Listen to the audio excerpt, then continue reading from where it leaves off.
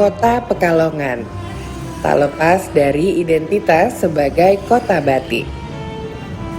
Keindahan kain batik menarik hati saya untuk mengenal lebih dekat sejarah batik di Indonesia. Akhirnya saya pun memilih untuk bertandang ke Museum Batik Pekalongan.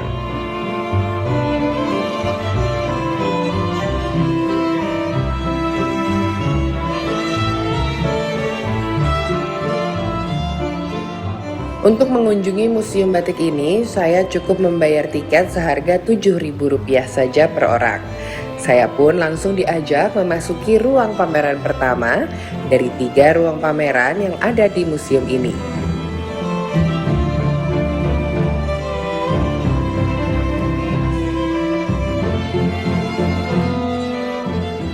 Di sini saya melihat berbagai motif dan corak batik yang indah dengan paduan warna yang mampu memanjakan mata. Berbagai kreasi batik yang dihadirkan di museum ini merupakan karya pembatik muda Kota Pekalongan.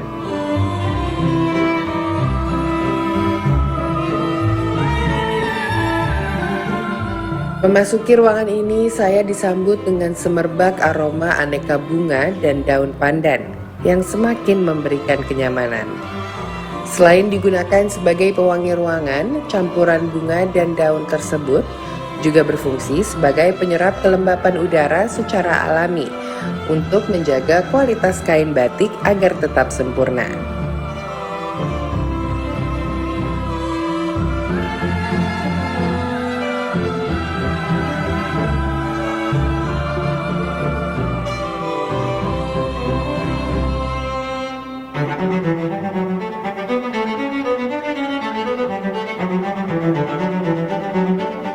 Setelah puas melihat karya pembatik muda di ruangan pertama, saya pun beranjak ke ruang pameran selanjutnya.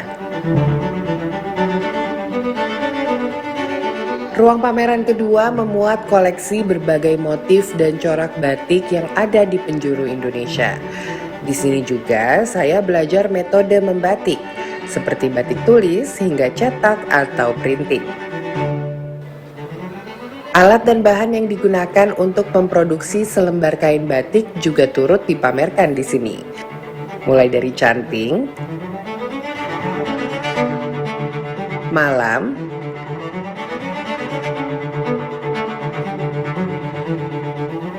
dan jedi atau bejana dari tembaga yang digunakan sebagai tempat penghilangan malam atau lilin dari kain batik. Proses ini juga dikenal dengan nama ngelorot.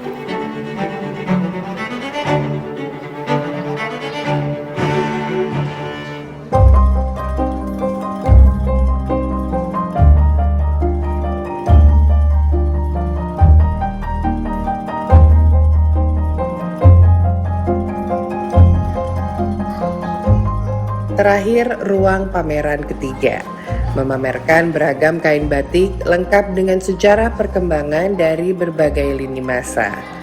Di sini, pengetahuan saya mengenai sejarah batik Indonesia semakin dalam, termasuk filosofi yang membalutinya.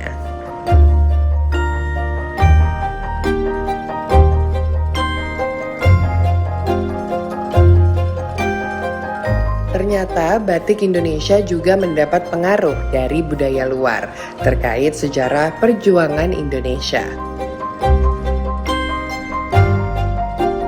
Ini mendisplay memamerkan batik-batik lama atau batik-batik klasik dari awal berkembangnya batik ya. Ada batik pedalaman atau sering juga disebut dengan batik keraton dengan motif-motif yang hanya berupa lambang ataupun simbol tapi mempunyai arti, makna dan filosofi.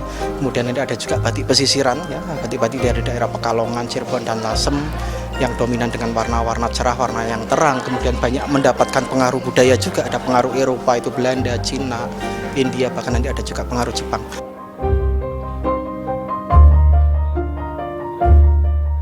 Sejarah kain batik Indonesia juga menarik minat para pengunjung dari berbagai daerah di Indonesia yang turut menyaksikan kisah di balik kain batik yang terpajang di Museum Batik Pekalongan.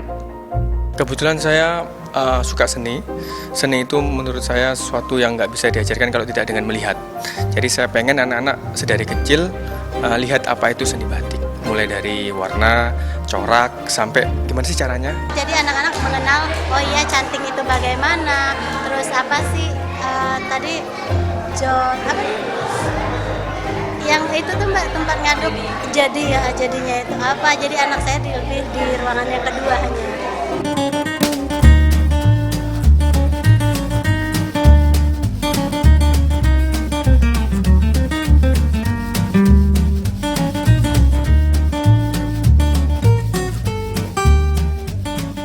Para pengunjung Museum Batik Pekalongan juga dapat membuat kreasi kain batik dengan menggunakan canting dan tidak perlu khawatir karena tidak ada lagi biaya tambahan. Tujuannya agar para pengunjung mulai dari anak-anak hingga dewasa dapat lebih mengenal dan mencintai batik. Tentunya agar batik Indonesia tetap lestari. Dari Pekalongan, Jawa Tengah, Arya Sindiara, Rio Faisal, Kantor Berita Antara, mewartakan.